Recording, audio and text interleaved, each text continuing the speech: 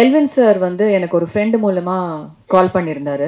பண்ணிவிட்டு ஃபஸ்ட்டு வந்து ஆடிஷன்லாம் எடுக்கணும், இந்த படம் இந்த கேரக்டர் வந்து அக்கா கேரக்டர் வந்து ரொம்ப இம்பார்ட்டண்ட்டான கேரக்டர், நீங்கள் ஃபேமிலியாக ஒரு 4 சிஸ்டர்ஸ் பண்ணணும் மதரோட சேர்ந்து. அதுக்கு அடுத்த நாள் பேசிட்டு ஃபோன் மட்டும் பேசிட்டு சொன்னார், இல்லை இல்லை I think you are the right choice, நீங்கள் வந்துருங்க அப்படின்னாரு. அவ்வளோ ஒரு கூலான டைரக்டரை நான் பார்த்ததே இல்லை. கோவமே வராது அவருக்கு. நாங்கள்லாம் ஒரு ஸ்டேஜ்க்கு அப்புறம் விவர் ஷார்ட் போயிட்டே இருக்கோம், ஆனால் நாங்கள் சிரிச்சுட்டே இருப்போம், கதை பேசிகிட்டு இருப்போம், எதுவுமே இல்லை. ஆஸ் த சினிமாட்டோகிராஃபர் ரைட்லி செட், நாங்கள் ஷார்ட் முடிஞ்ச அப்புறம் கூட யாருமே வேற இடத்துக்குலாம் போக மாட்டோம், அதே இடத்துல உட்காந்து கதை பேசிகிட்டு இருப்போம். We bonded like a family. I think that help. அந்த கெமிஸ்ட்ரி பார்த்தீங்கன்னா சில சீன்ஸ்லாம் ரொம்ப நல்லா வந்திருக்கும். அண்ட் திரையுலகின் காமெடி ஜெயன்ஸ் இங்கே உட்காந்துட்டு இருக்காங்க, ரொம்ப சீனியர் ஆர்டிஸ்ட்லாம் உட்காந்துட்டு இருக்காங்க.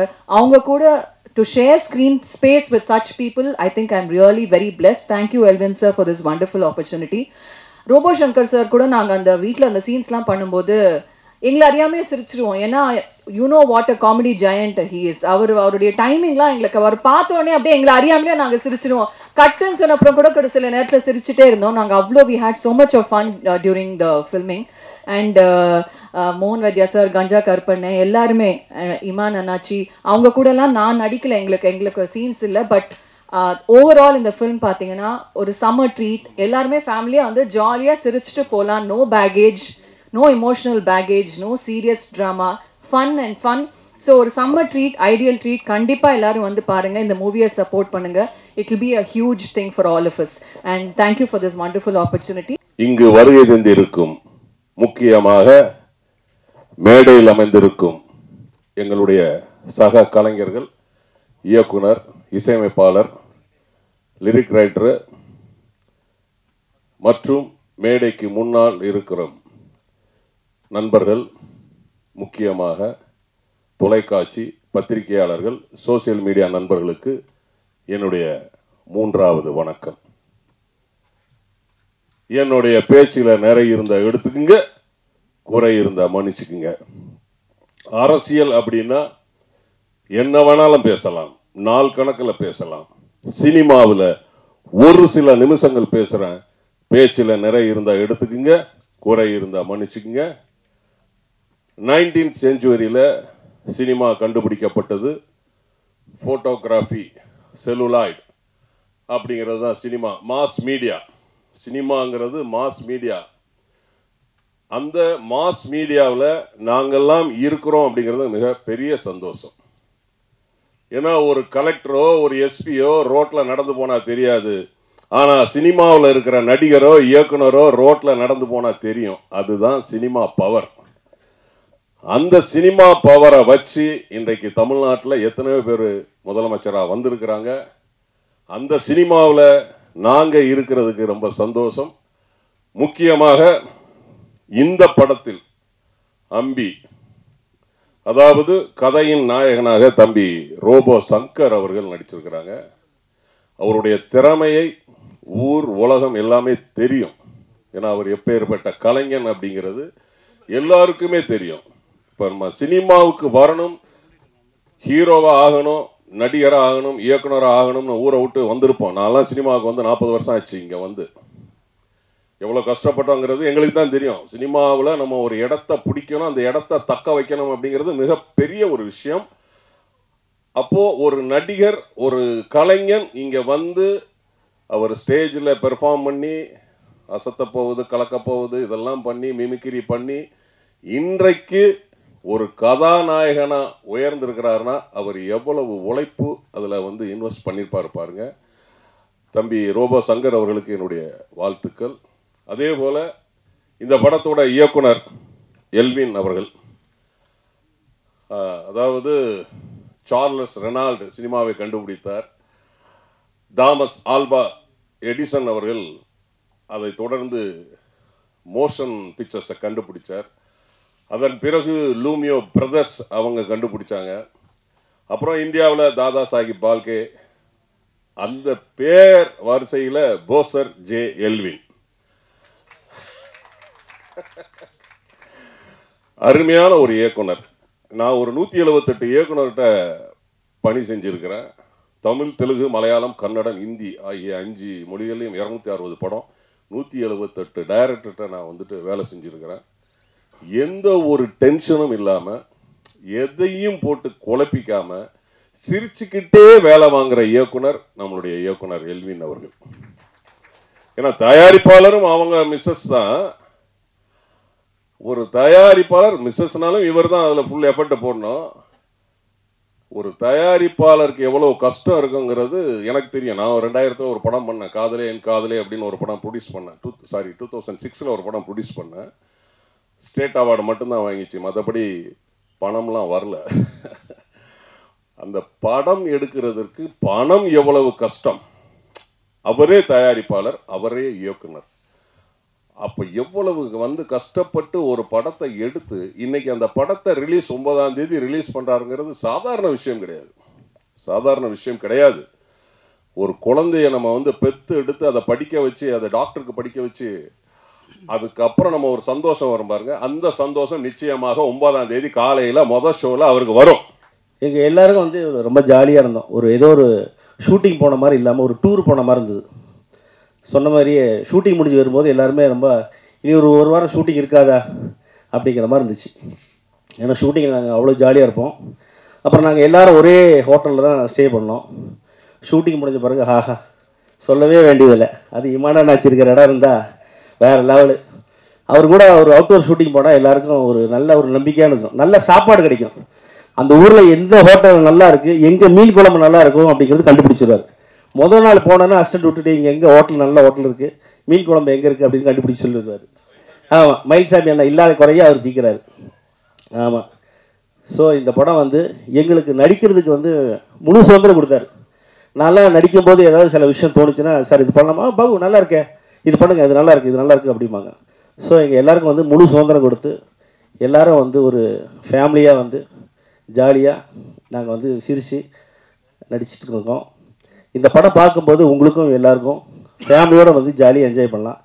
இந்த சம்மருக்கு இந்த படத்தை குடும்பத்தோடு தியேட்டரில் பாருங்கள். கண்டிப்பாக நீங்கள்லாம் ஆதரவு கொடுக்கணும்.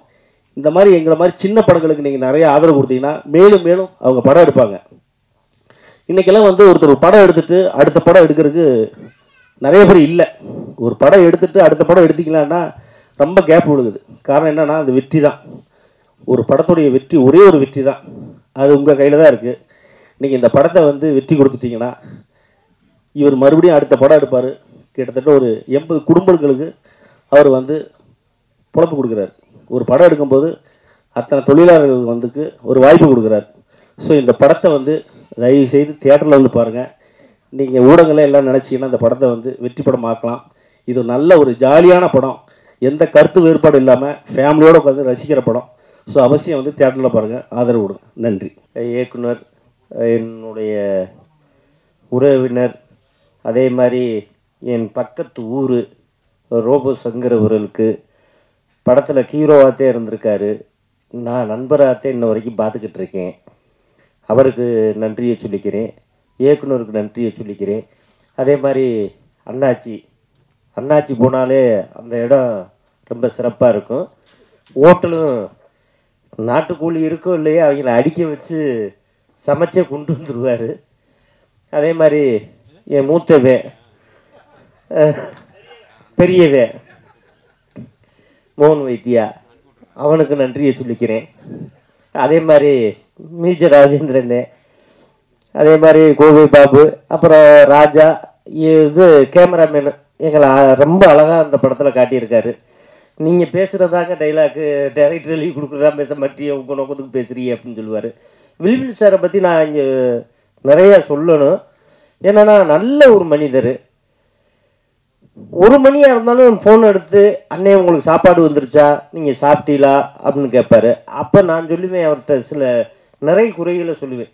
எனக்கு சாப்பாடு வந்துருச்சு, மோகன் வைத்தியா பெரியவனுக்கு தான் சாப்பாடு வரல, வேகமாக அவனுக்கு கொடுத்து விடுங்க, சண்டை போட்டுக்கிட்டு இருக்கேன் அப்படின்னு சொல்லி நான் சொல்லுவேன். அப்படி அதே மாதிரி அந்த மியூசிக் டைரக்டர் சொல்லிக்கிறேன்னு அதை அவரை மறந்துட்டு தப்பாக நினச்சிக்கிறாதிய நல்ல பாடல்கள் கொடுத்துருக்காரு.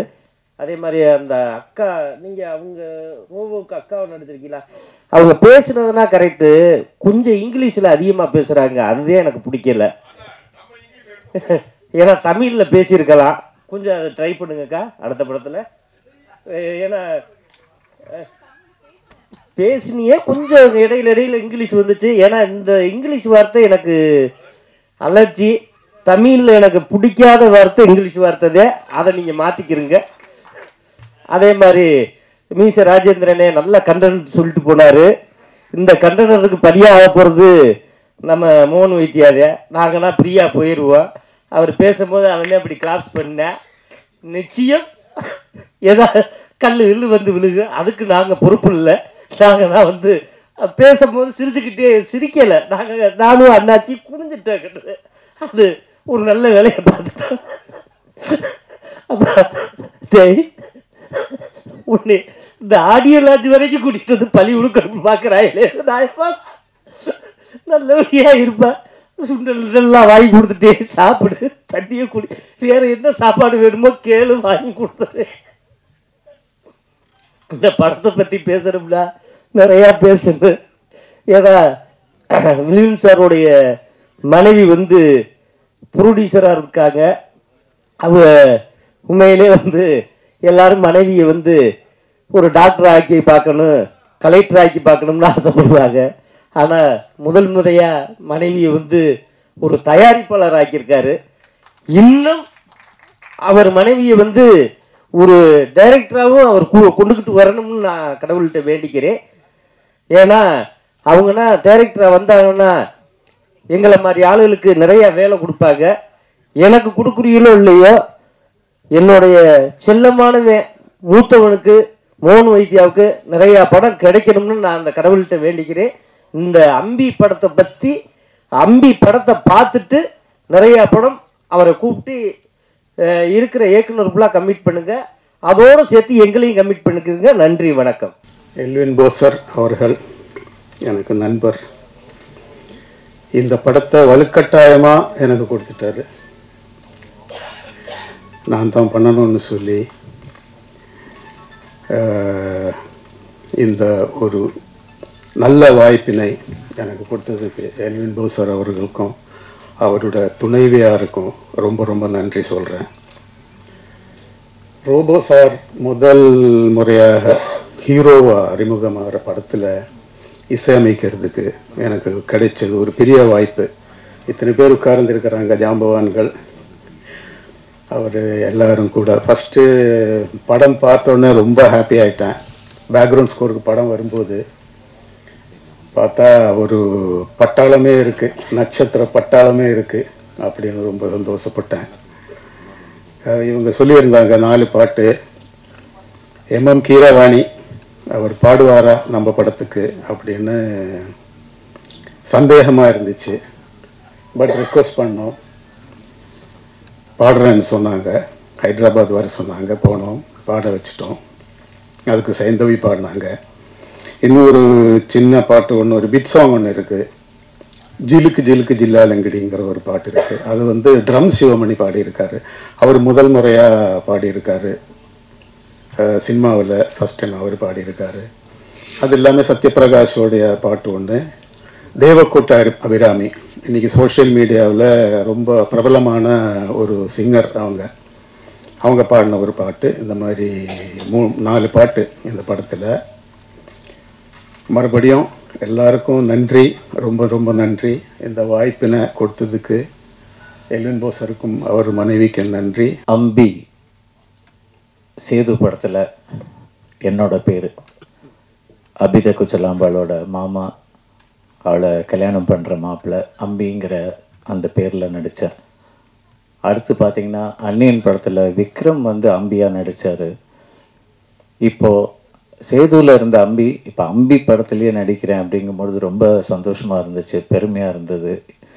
எல்வின் பாசர் சார் வந்து நான் டைட்டில் கேட்டப்போ சொல்கிறேன் உங்களுக்கு சர்ப்ரைஸாக இருக்கும், ரொம்ப நல்லாயிருக்கும் அப்படின்னு சொல்லிக்கிட்டே இருந்தார்.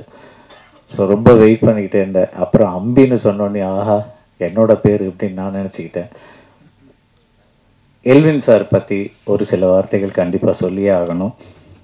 எனக்கு அவரோட கூட இது வந்து 3rd மூவி, 3வது படம் எனக்கு. Thank you very much pastor sir, thank you very much. அவரோட ஃபஸ்ட்டு மூவிலையும் ஒரு கேரக்டர் பண்ணினேன். பட் சம்மாவும் அந்த கொரோனா பீரியட்னால அந்த படம் வந்து பண்ண முடியாமல் போயிடுச்சு சாருக்கு.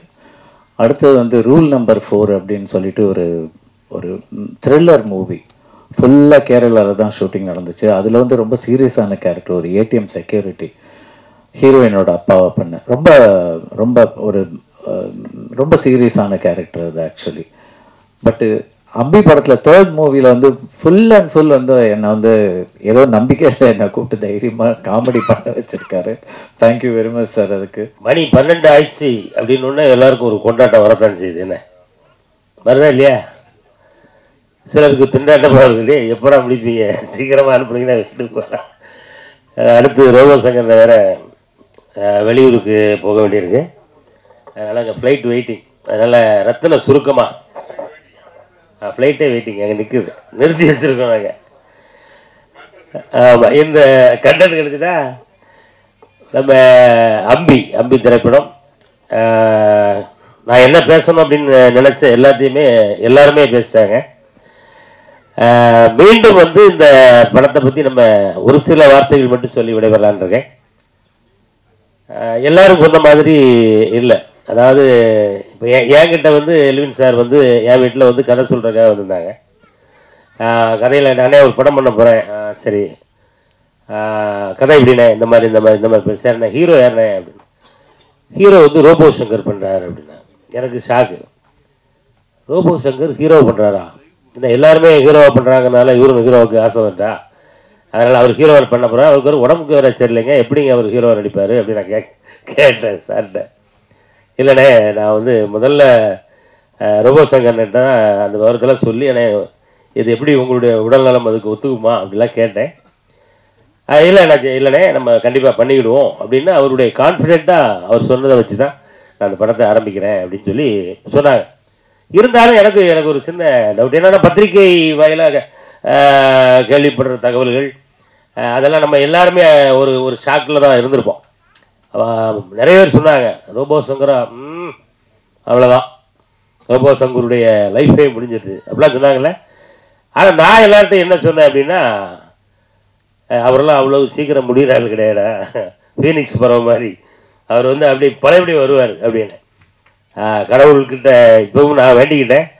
அதே அந்த கடவுள் இன்றைக்கும் ஒரு ஆரோக்கியமான ஒரு ரோபோ சங்கரை நம்ம முன்னாடி உட்கார வச்சுக்கார் அப்படின்னா அந்த கடவுளுக்கு முத நன்றி சொல்லணும்.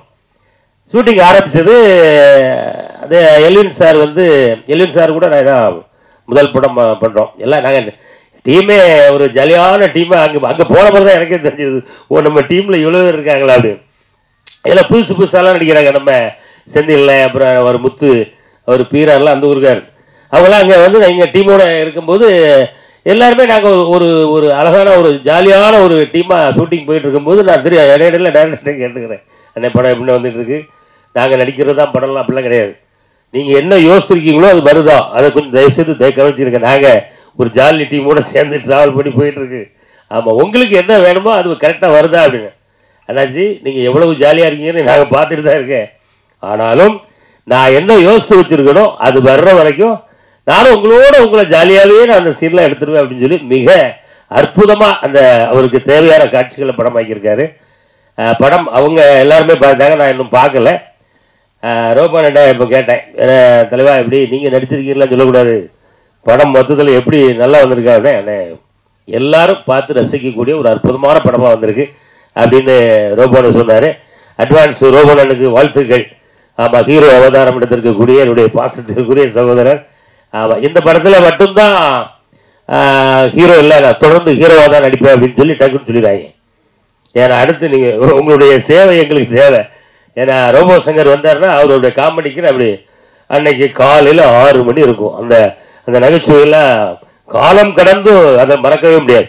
அப்படிப்பட்ட திறமைக்கு சொந்தக்காரர் அன்பு ரோபோ சங்கர் அவர்கள். இந்த படம் மிகப்பெரிய ஹிட்டு. அப்படி ஹிட்டான பிறகும் அடுத்து கதை கேளுங்க, ஹீரோவும் நடிங்க, காமெடியாகவும் நடித்து எங்களை சிரிக்க வைங்க அப்படின்றது என்னுடைய அன்பான வேண்டுகோள். கண்டிப்பாக அதை செய்வார் நம்புகிறேன். அண்ணனுக்கு முதல் படம் என்ன பண்ணுறேன் எல்வினே, உங்களுக்கு முதல் படம் என்ன பண்ண சொன்னீங்க? சக்தி அவர்கள் படம் பேரு ஏதோ செய்தா என்னை அப்படிங்கிறது அண்ணனுடைய முதல் படம். இப்போ வந்து இது 2வது படம், இது 3வது படம். என்ன கூட இருக்கும் பாருங்கள், இதை கூட கேட்காம மேடிக்க இருக்க பாருங்க. ரூல் நம்பர் 4 அது 2வது படமா? ஆமாம், 3வது படம் அம்பி. பரவாயில்ல. இந்த அம்பி வந்து கண்டிப்பாக அது கதை எப்படிங்கிறது நான் சும்மா கதை சொல்லலாம், எனக்கு சொல்லக்கூடாதுன்னு சொல்லுவாங்க, நான் கதையை நான் சொல்கிறேன். என்ன ஒரே லைனில் சொல்கிறதா இருந்தா, அந்த கதாநாயகன் வந்து ஒரு குழந்தை. அம்பிங்கிறது வந்து அது ஒரு குழந்தைத்தனமான ஒரு மனநிலையில் இருக்கக்கூடிய ஒரு மனிதன்.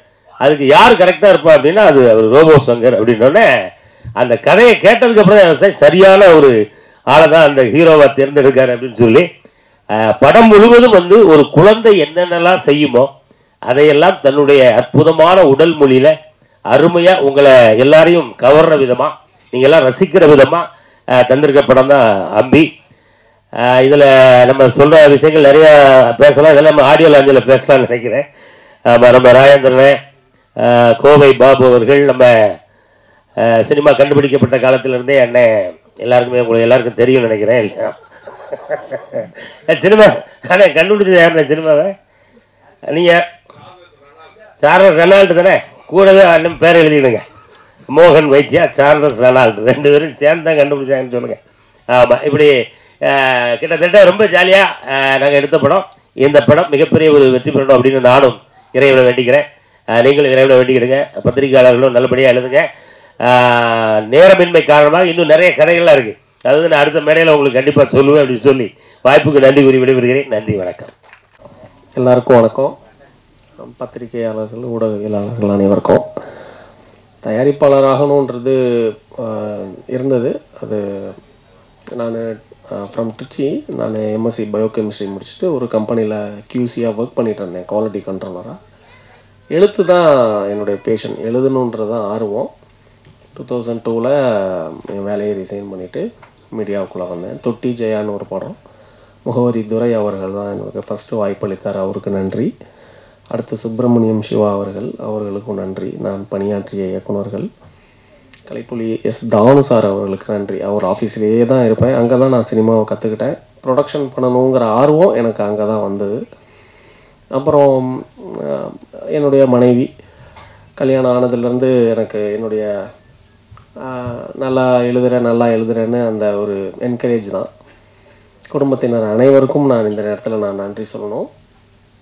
இந்த படத்தை பற்றி சொல்லணுன்னா, இது நான் ஃபஸ்ட்டு ரோபோவை போய் மீட் பண்ணும்போது நான் ரோபோ மூலிமா, ரோபோவோட ஃப்ரெண்டு ஒரு ஹீரோ, அவருக்கு தான் சொல்லலான்னு நான் ரோபோவை மீட் பண்ணேன். ஆனால் மீட் பண்ணும்போது ரோபோ ரொம்ப ஸ்லிம்மாக பார்க்குறதுக்கு நான் வித்தியாசமாக எனக்கு ரொம்ப பிடிச்சிருந்தது. அன்றைக்கே டிசைட் பண்ணிட்டேன் இது ரோபோவே நடிக்க வச்சிடலான்னு. அடுத்த நாள் போய் ரோபோட்ட சொன்னேன், ரோபோ நீங்களே இந்த படம் ஹீரோவாக பண்ணிடுங்கன்னு. முந்தின நாள் ஒரு ஆடியோ லான்ச்சுக்கு அவர் வராரு. அந்த ஆடியோ லான்ச்சில் director RV Udhayakumar sir Robo கிட்ட, ரோபோ எப்போ ஹீரோவாக நடிக்க போகிறீங்க அப்படின்னு கேட்குறாரு. நெக்ஸ்ட் டே நான் போய் ஜி நீங்களே ஹீரோவாக நடிச்சிருங்கன்னு சொல்கிறேன். அவருக்கு பயங்கர ஷாக்கு. ஜி நேற்று தான் ஆர்வி உதயகுமார் சார் சொன்னார் எப்போ ஹீரோவாக போகிறீங்கன்னு, நீங்கள் வந்து இன்றைக்கி சொல்கிறீங்களேன்னு. அப்போ இருந்தே 2 பேரும் அடுத்து என்ன மாதிரி இந்த படத்தை கொண்டு போகலாம், என்ன மாதிரி ஆர்டிஸ்ட் உள்ளுக்குள்ளே வைக்கலாம் அப்படின்லாம் பேசி இவ்வளவு பேர் ரொம்ப ஈஸியாக இருந்தது. அப்போ ஆர்டிஸ்ட் தான் அவ்வளோ பேர் இருந்தாங்களே அப்படின்னு யோசிச்சா பார்க்குறதுக்கு தான் அப்படி இருந்தது. ஆனால் செட்டில் அப்படி இல்லவே இல்லை. ரொம்ப ரொம்ப கோஆப்ரேட்டிவ், அதை நான் இங்கே சொல்லியே ஆகணும். ஒரு சின்ன எனக்கு ஒரு நான் டென்ஷனே இல்லைன்னு சொல்கிறாங்க. ப்ரொடக்ஷனும் பார்த்து டைரக்ஷனும் பார்க்குறது கண்டிப்பாக டென்ஷன் தான். ஆனால் இவ்வளோ ஆர்டிஸ்ட் இருந்தும் எனக்கு டென்ஷன் ஆகலை. குறிப்பாக நான் ரமேஷ் கண்ணா சாரை இங்கே நான் சொல்லியே ஆகணும். டேக் ஓகே, அடுத்த ஷாட்டுக்கு லைட் பண்ணணும் போது அங்கேயே தான் உட்காந்துருப்பார், வேறு எங்கேயுமே போக மாட்டார். நமோ நாராயணா சாரும் ரொம்ப கோஆப்ரேட்டிவ். இங்கே அவங்க 2 பேரும் வரலை, நான் அவங்கள பற்றி நான் சொல்லி ஆகணும். அதே மாதிரி டெக்னீஷியன்ஸ், கேமராமேன்லேருந்து மியூசிக் டைரக்டர்லேருந்து லிரிக் ரைட்டர், அவர் தான் நான் ராசா இந்த படத்துடைய இணை தயாரிப்பாளர். சின்ன சின்ன ஒரு பணப்பிரச்சனை வரும்போதெல்லாம் எனக்கு வந்து அப்பப்போ ஹெல்ப் பண்ணிக்கிட்டே வண்டி அப்படியே நிற்காமல் டக்குன்னு ஓட வச்சதில் அவருக்கு ஒரு பெரிய பங்கு இருக்குது. நான் இந்த இடத்துல நான் அது நன்றி சொல்லி ஆகணும். அதே மாதிரி படம் முடிஞ்சதுக்கப்புறம் எப்படி நம்ம இதை கொண்டு போகலாம் அப்படின்னு பார்க்கும்போது எனக்கு டிஎன் ஸ்ரீனிவாசன் சார், அவர் ரொம்ப வருஷமாக பிஸ்னஸில் இருக்கிறவர் சினிமாவில், அவர்கிட்ட போய் சொன்ன உடனே அவர் வந்து மூவி நல்லா இருக்குது, நான் இதை கரெக்டாக நம்ம கொண்டு போய் சேர்த்துடலான்னு பிஸ்னஸ் கம்ப்ளீட்டாக டிஎன்எஸ்ஆர் தான் பார்த்தாரு. ஒரு நல்ல இடத்துக்கு இந்த படம் வந்ததுக்கு காரணம் டிஎன்எஸ் அவர்கள். அவருக்கும் நான் இந்த நேரத்தில் என்னுடைய நன்றியை சொல்லிக்கிறேன்.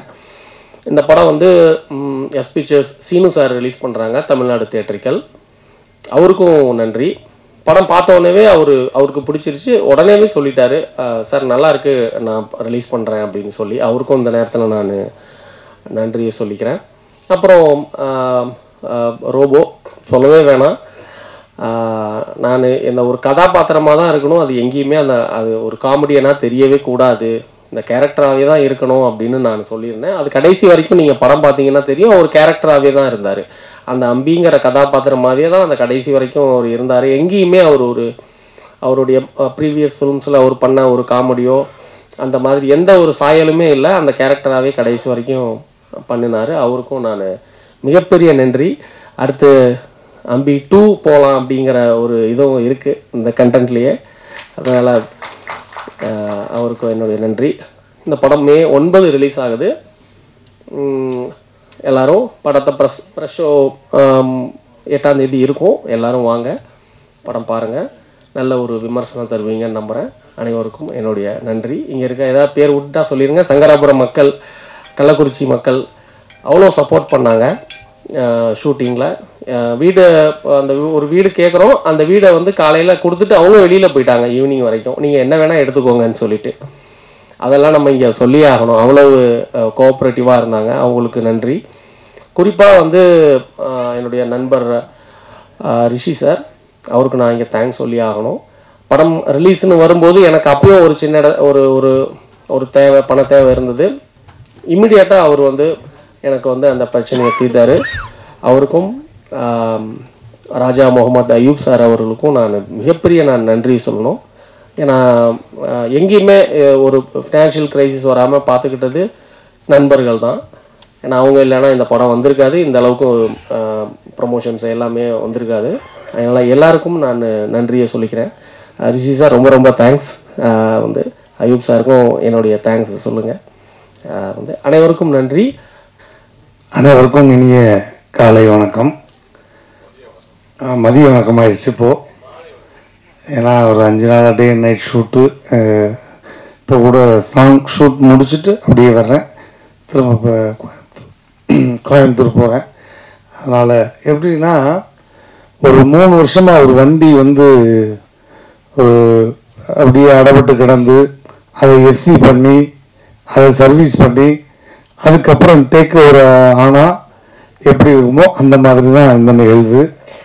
ஸோ ஒரு 2 வருஷம் ரொம்ப சிக்காக இருந்து ஜாயின்டிஸில் படுத்திருந்து அதுக்கப்புறம் எனக்கு ஒரு பெரிய ஒரு லைஃப் கொடுத்ததுன்னா என்னுடைய அன்பு இயக்குனர், நான் செல்லம்மா வாத்தியார்னு கூப்பிடுவேன். இதற்கு தானே ஆசைப்பட்ட பாலகுமாரா, இந்த மாதிரி நிறைய ரௌத்திரம், நிறைய வெற்றி படங்களை கொடுத்த கோகுல் சார், சிங்கப்பூர் சலூனில் எனக்கு ஒரு பெரிய என்ட்ரி கொடுத்தாரு. அதுக்கு பிறகு நிறைய மேடைகளில் ஒரு நகைச்சுவை நாயகனாக ஓரமாக இருந்த என்ன சென்ட்ரு ஃபிகர் ஆக்கிய இயக்குனருக்கு மனமார்ந்த நன்றி. ஏன்னா அவர் வந்து கதை சொல்லும்போது முதல்ல அவர் என்கிட்ட கதை சொல்லும்போது நாங்கள் 2 பேரும் டிஸ்கஸ் பண்ணிக்கிட்டது எந்த ஹீரோவை போடலாம் அப்படின்னு தான் என்கிட்ட வந்து கேட்டார். ஆர்யா, ஜீவா, யார்கிட்ட போய் கதை சொல்லலாம் ஜி, சொல்லுங்க ஜி அப்படின்னு. ஆனால் அதே கதையை என்கிட்டையும் சொல்லி என்ன ஹீரோ வரணும் அப்போ எனக்கு தெரியாது. ஆனால் அதுக்கப்புறம் ஒரு பெரிய ஒரு பரிணாமத்தை கொடுத்தது வந்து இயக்குனருக்கு மனமார்ந்த நன்றி. தயாரிப்பாளர் சகோதரி பிரசாந்தினி அவங்களுடைய மனைவி, அவங்களுக்கு ரொம்ப ரொம்ப நன்றி.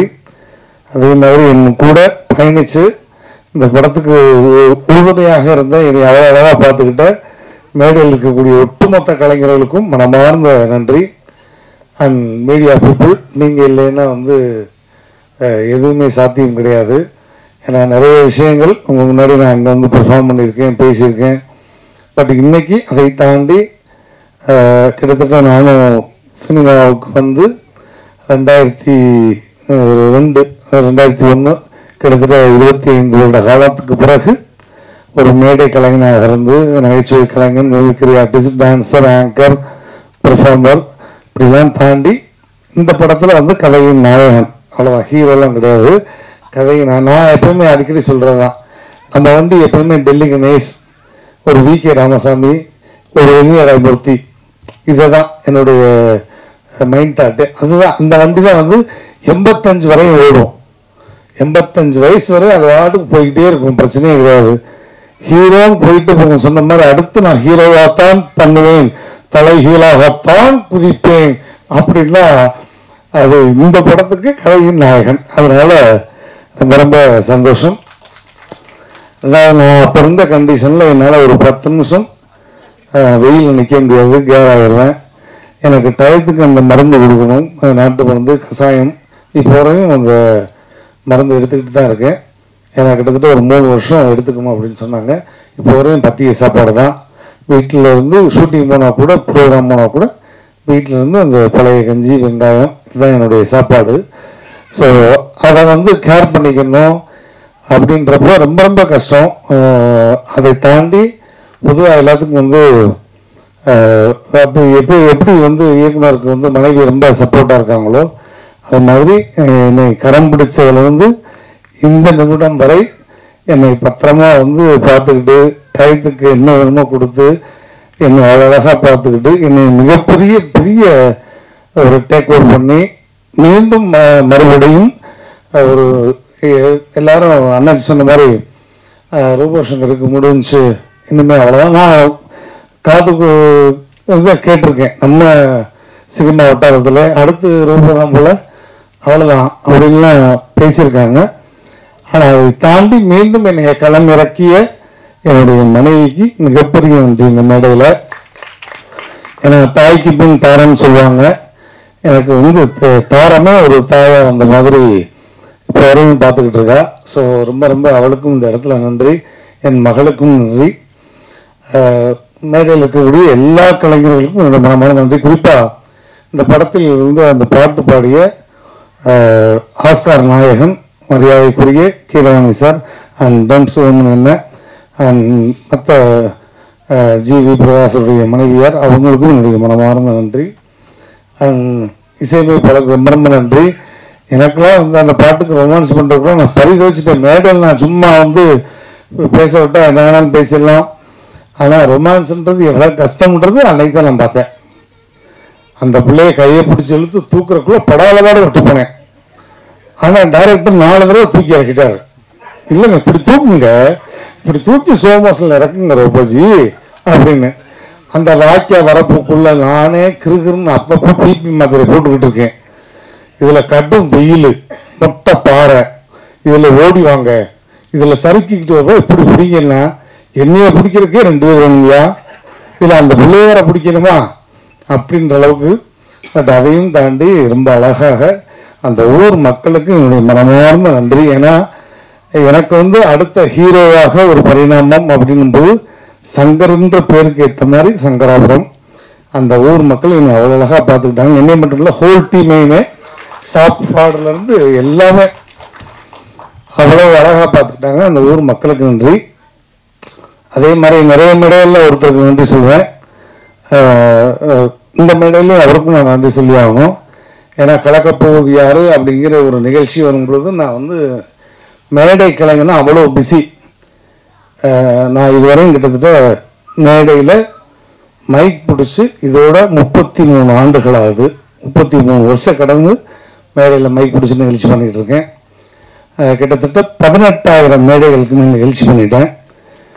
அப்படி பிஸி. ஒரு நாளைக்கு 9 ஷோ 10 ஷோ பண்ண ஒரே ஆளாக தான் இருப்பேன்னு நினைக்கிறேன் அப்போல்லாம். ஏன்னா ½ அன் ஹவருக்கு ஒரு ஸ்டேஜ்.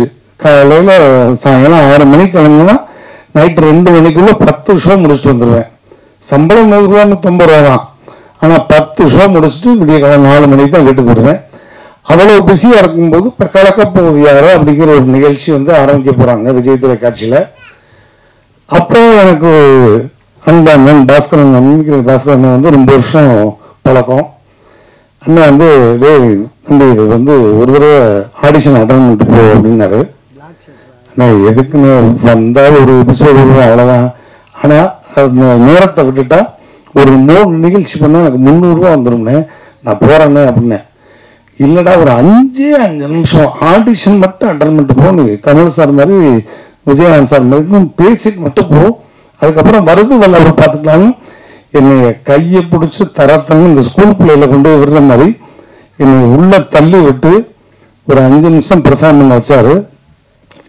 அந்த 5 நிமிடம் பெர்ஃபார்மன்ஸ் தான் அதுக்கப்புறம் இன்றைக்கு இந்த மேடையில் நிற்கிற வரையும் என்னை வந்து உலகம் ஃபுல்லாக காமிச்சிருக்குன்னா அதுக்கு காரணம் பாஸ்கரனே.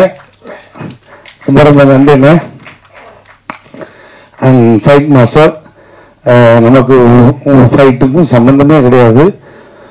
இருந்தாலும் ஒரே நாளில் அவ்வளோ அழகாக இவருக்கு என்ன வரும் அப்படின்றத புரிஞ்சுக்கிட்டு அவ்வளோ அழகாக கம்போஸ் பண்ணார். ஸோ ஃபைட் மாஸ்டருக்கு உங்களுடைய மனமார்ந்த நன்றி. அண்ட் டான்ஸ் மாஸ்டர் எல்லாருக்கும் மனமார்ந்த நன்றி. ஃபைனலாக வந்து நன்றி சொல்லணும்னா, நான் உடல் உயிர் மூச்சு எல்லாம் எப்போவுமே அண்ணன் எப்படி சொன்னாரோ அது மாதிரி தான். எங்கள் ஆண்டவர் பத்மஸ்ரீ டாக்டர் கமலுக்காக உடல் மண்ணுக்கு உயிர் கமலுக்கு அப்படி தான் நான் எப்போவுமே பேசுவேன். ஸோ ஃபர்ஸ்ட் லுக்கில் இருந்து எல்லாமே ரிலீஸ் பண்ணி அவ்வளவு சப்போர்ட்டிவாக எனக்கு கேட்ட உடனே பண்ணி கொடுத்தாரு. என் மகள் கல்யாணத்துக்குமே வந்து எங்கேயோ பிரச்சாரத்தில் இருந்து எனக்காக சிரத்தை எடுத்து வந்து அந்த மேடையில் நின்று அவ்வளோ தூரம் பேசிட்டு போனார். இன்னைக்கு என் பேரனுக்கும் அவர் சொன்ன மாதிரியே அவ்வளோ அழகா நட்சத்திரன் அப்படின்னு அவ்வளோ அழகாக பேர் வச்சு சிறப்பு பண்ணியிருக்காரு.